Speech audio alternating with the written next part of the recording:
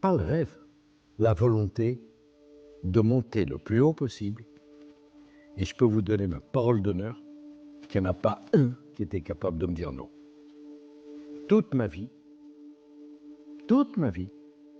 on m'a dit, tu vas trop vite, reste tranquille, c'est pas pour toi. Et tous ceux qui m'ont dit, c'est trop tôt, c'est les mêmes que ceux qui m'ont dit, c'est trop tard. Ne jamais écouter les conseils de ceux qui vous disent, c'est trop grand. La vie se chargera de limer vos ambitions. Vous ne les limez pas vous-même. À fond. On part à fond et on accélère. C'est pas sûr que ça marche. Mais si vous faites ça, c'est certain que ça marchera. Et les conseils, je vais vous dire les conseils, souvent les pires, c'est les conseils de ceux qui vous aiment. Parce que ceux qui vous aiment veulent vous protéger. Et pour vous protéger, ils appuient toujours sur la pédale du frein.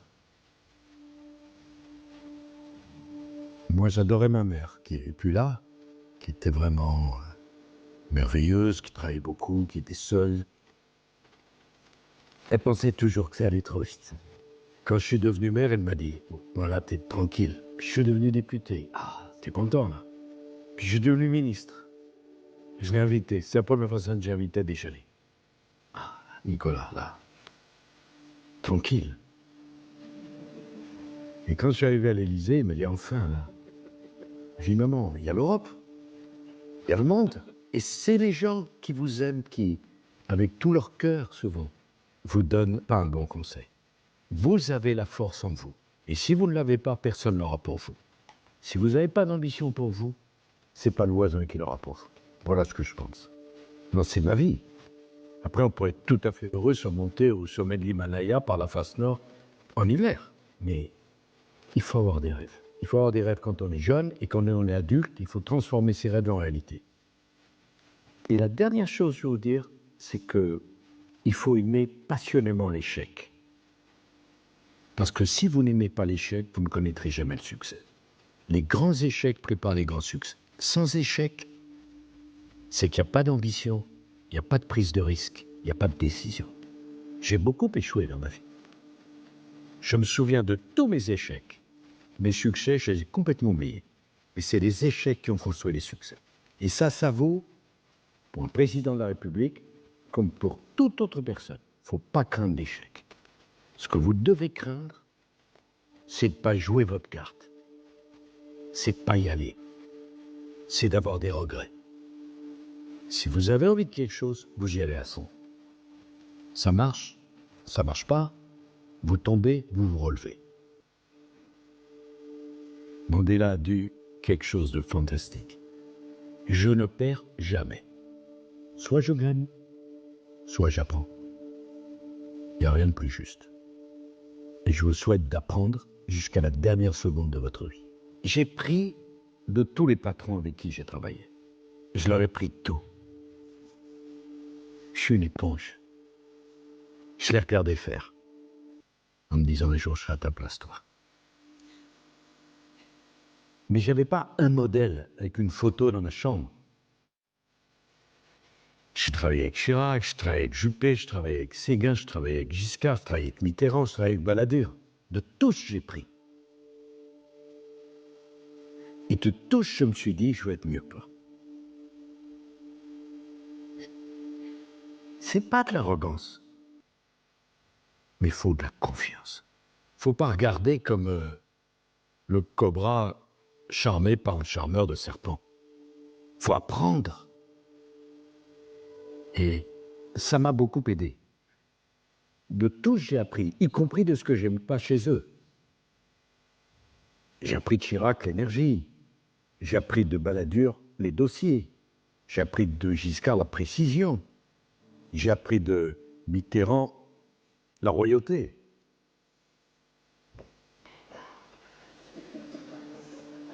Mais je n'avais pas de modèle. Mais j'avais une soif d'apprendre inextinguible. Je voulais progresser. Je voulais monter. Je voulais avoir là-haut 6 et meilleur. Et quand j'ai été élu, c'est comme une enclume que j'avais en moi, que j'ai pu poser enfin sur la table. Je l'ai fait. C'est pourquoi on dit la jeunesse c'est le plus bel âge. Ça veut rien dire. D'abord, la vie n'est qu'une succession de renaissances. La vie n'est pas une succession de petites morts. C'est une succession de renaissances. On renaît. On renaît après un échec. On renaît après une trahison. On renaît après une maladie. On renaît après une déception. C'est jamais fini jusqu'à la dernière seconde. Et il faut la vivre à fond. Nos vies durent le temps d'un timbre-poste. Mais on fait comme si on était éternel. C'est la seule façon de vivre. Tout le reste, c'est bullshit. Tout le reste, c'est rien. Aimer la vie. En profiter à fond. Jouer à fond ses cartes. Et ça, c'est pas décevant. Alors vous aurez des épreuves. Des divorces. Des échecs. Des déceptions. Des humiliations. Faites-en une énergie.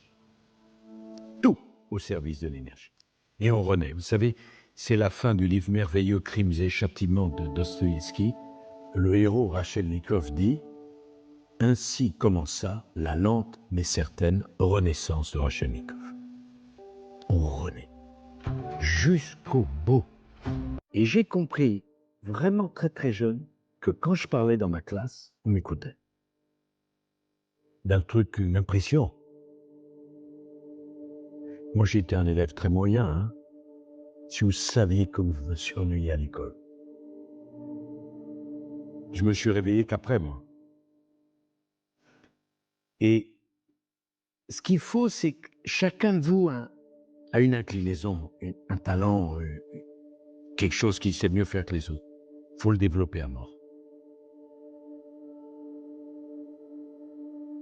Moi, vous pouvez me mettre à l'entraînement 8 heures par jour pour faire champion olympique d'athlétisme. Laissez tomber. C'est pas le travail qui donne du talent, c'est le talent qui donne envie de travailler. Quand vous avez 4 ans et que dans la cour de l'école, vous mettez vos copains 10 mètres derrière, vous pouvez devenir Usain Bolt. Quand vous avez les premiers, vous savez, qui apprennent la guitare, l'oreille parfaite, vous allez travailler comme un malade la guitare parce que vous avez vu. Et donc, il faut bien réfléchir à ce que vous aimez, ce que vous savez mieux faire que les autres, et valoriser les mauvais jours. Les bons jours, il y en avait plus. Et donc après, j'ai appris à parler. J'ai eu la chance de faire toutes les salles de France et même d'Europe et parler devant 100 000 personnes. Et longtemps, j'ai mis très longtemps à prendre le risque du silence. Quand vous avez 100 000 personnes devant vous, et tout d'un coup, boum, vous arrêtez. Parce que je voulais être dans la salle, il n'y ait pas un éternuement. Et j'ai compris que c'était plus difficile de gagner l'attention que de susciter l'applaudissement. Ça, c'est le travail. Moi, je scrute la salle et l'audience. Et je l'amène à l'intérêt. Ça, c'est du travail. Mais à l'origine, pourquoi j'en sais rien, j'avais cette énergie et j'avais cette appétence pour parler. Et longtemps, j'ai défoncé les portes, même quand elles étaient ouvertes. Voyons, pourquoi t'as cassé la porte? Un réflexe. Moi, si j'étais pas invité, j'amenais les couverts, la nappe, la boisson, la nourriture. S'il fallait que je serve, je voulais rentrer. Donc, mettez pas votre orgueil à un mauvais endroit.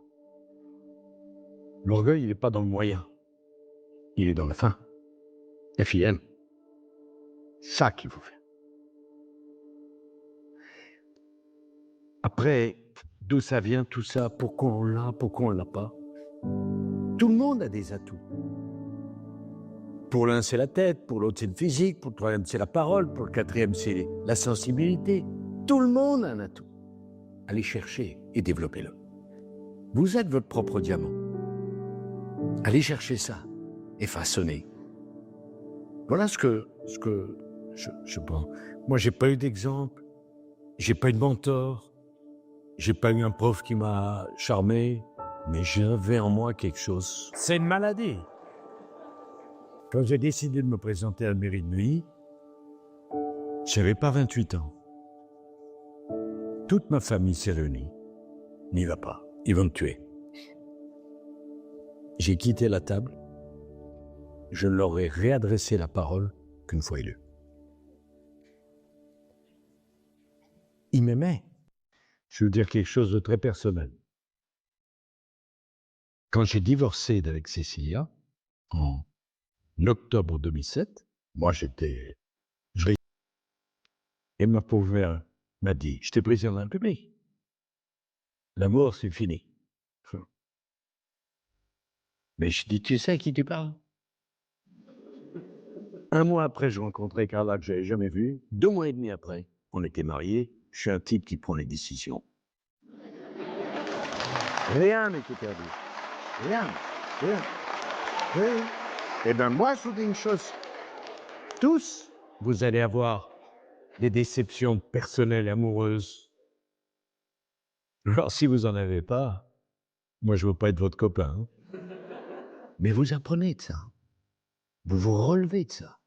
Et vous construisez autre chose, mieux, plus fort, plus grand, plus intense. C'est pas la fin, c'est le début.